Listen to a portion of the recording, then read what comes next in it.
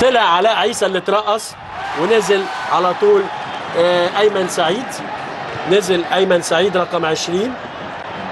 ويعني انور سلامه هو اترقص ترقيصه يعني لازم فيه جون صراحه الراجل، فعلى طول سحب علاء عيسى ونزل ايمن سعيد احد المدافعين الاشداء. انما المباراه دلوقتي اهو ايمن سعيد من اللعيبه اصحاب الاداء الدفاعي الشديد، وتتلعب الكره واثنين الزمالك واحد انبي. احرز اهداف الزمالك اسامه حسن ومحمد يونس، اسامه في الدقيقه 32 من ضربه جزاء، وعمرو زكي في الدقيقه 35 من هذا الشوط، واحرز محمد يونس هدف انبي في الدقيقه 19. المباراه فيها كل حاجه، ممكن انبي يتعادل، ممكن الزمالك يزود، فيها كل حاجه لان فرقتين حلوين. والكره العرضيه ويمسكها على طول محمد عبد المنصف. مباراه كؤوس، مباراه فيها فرقتين كبار، فيها اهداف، فيها اداء، فيها مجهود. وتوصل الكوره لمحمود فتح الله يلعبها لشيكابالا، تتخطف من شيكابالا وتروح على طول لمانو، ومانو يلم الكوره ويلعبها عند عمرو فهيم، يلم وتتلعب في نص الملعب عند اسلام عوض. اسلام عوض لعبد الله رجب اللي عامل شوط ثاني جميل جدا.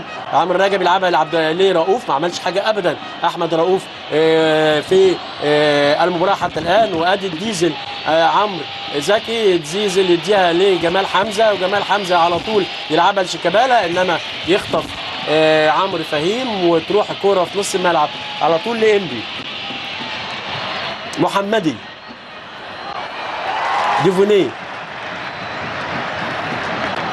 ورمي التماس لنادي الزمالك. 38 دقيقة من زمن الشوط الثاني، وباقي على انتهاء الشوط الثاني والمباراة حوالي 7 دقايق. وهينزل جعفر، يا ترى هينزل مكان مين؟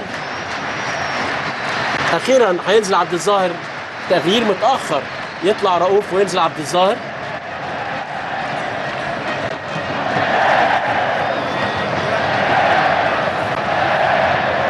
ينزل مصطفى جعفر،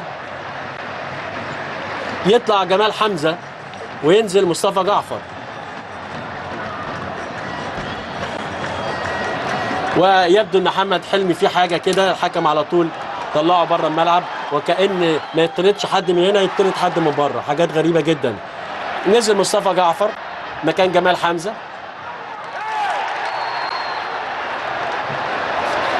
ونزل عبد الظاهر.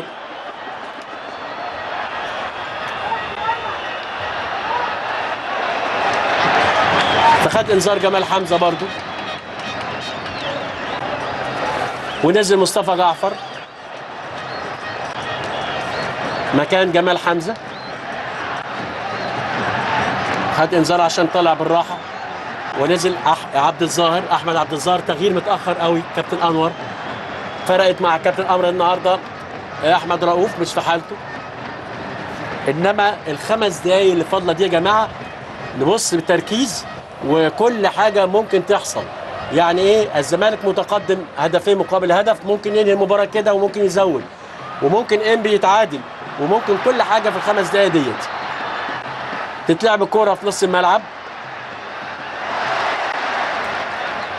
وتنزل لشيكابالا الكوره، شيكابالا ومانو، شيكابالا ومانو، شيكابالا ومانو، وبيجري له جعفر، مش هيديله طبعا، شيكابالا ومانو، وبيريحها جعفر. طبعا التفكير عكس التفكير، انما هو مديها له وعينه فيها الصراحه، مش عاوز اديها له، انما تتقطع الكوره.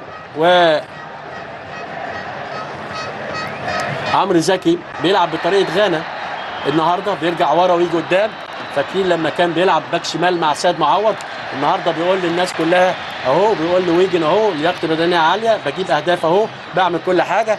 وتتلعب الكوره وتنزل لدوفونيه، دوفونيه، دوفونيه، دوفونيه، دوفونيه، يرجع الكوره لمحمدي، محمدي، والكره العرضيه هنا، هوبا هوبا، وعبد المنصف ينقذ ضربه راس جميله من احمد عبد الظاهر. مش بقول لحضراتكم تغيير متاخر، محمدي يلعب يعلق كره هناك، وعبد المنصف ينقذ وعلى طول الصفتي يطلع كرة من قدام مهاجم انبي. انما كل حاجة جائزة في هذا اللقاء حتى الآن، لقاء كأس فعلا، انبي عامله ماتش كبير جدا. الزمالك عامل ماتش ومعتمد على مهاراته، وعبد المنصف والصفتي وفتح الله ومجدي، الثلاثه دول هم اللي شايلين المباراه بحق ربنا. وانبي عامل مباراه جميله جدا في كل خطوطه الصراحه، وعمل شغل جماعي بكل خطوطه، انما الخبره والمهاره هي اللي فرقت حتى الان. تتلعب الكوره تروح لعمرو شيكابالا، عاوز ينهي المباراه بهدف انما ممسوك، مش مديله فرصه، نزل له ايمن وماشي شيكابالا ويلعب الكره على طول لعبد الله الضيف شرف. شاف هجمه عن طريقه واحده في الشوط الاول بس، وبعدين في الشوط الثاني، وبعدين قلنا ده هيعمل ايه، وادي يعرج ويطلع بره. تتلعب الكوره وتنزل ناحيه الشمال عند عبد الله رجب. احرج لحظات المباراه، 2 الزمالك 1 انبي، وانبي مش ساكت، وعادل مصطفى ولعبها عكس عبد الظاهر، تروح الكوره لمحمد عبد المنصف. عامل ماتش كويس قوي عبد المنصف. فتح الله والصفتي ومجدي عاملين ماتش كبير جدا دفاعي، وتصدوا لكل محاولات هجوميه لمهاجمي وخط وسط نادي انبي. انبي عامل مباراه كبيره جدا كفريق جماعي كويس جدا، وكفريق بتقرا منه اداء مدربه. والشوط الثاني عن طريق عبد الله رجب في الناحيه الشمال، الشوط الاول عن طريق محمدي، عملوا كل حاجه، انما تروح الكره لديفونيه ويعادل كل تفكيره عاوز يشوط بس، فبتنتهي الكره عنده وخطف الكوره، وعلى طول عبد الرؤوف يمشي ويلعبها على طول لشيكابالا اللي واقف اوف سايد. ضربه حره غير مباشره لنادي انبي. 43 دقيقة من زمن الشوط الثاني، وباقي على انتهاء الشوط الثاني والمباراة حوالي دقيقتين، الوقت بدل الضائع، وتصويبة وضربة مرمى لنادي الزمالك.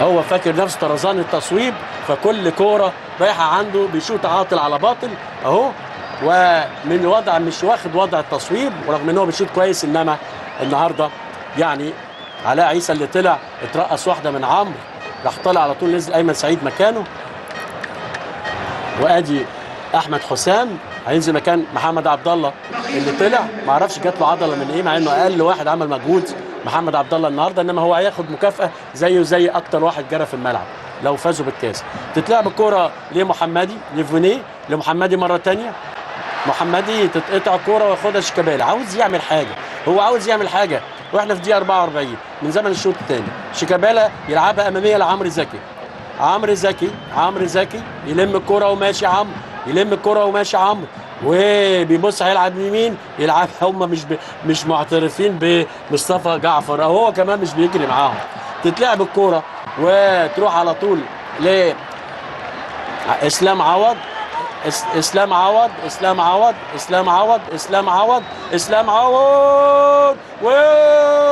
يمسكها يا محمد عبد المنصف، في الدقيقة 45 كاد انبي يتعادل، انما عبد المنصف عامل مباراة كبيرة جدا جدا.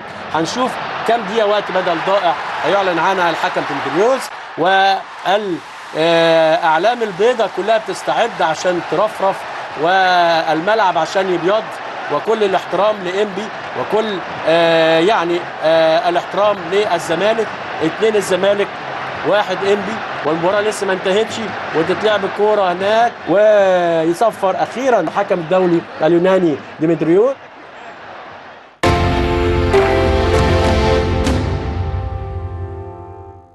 محدش هيقدر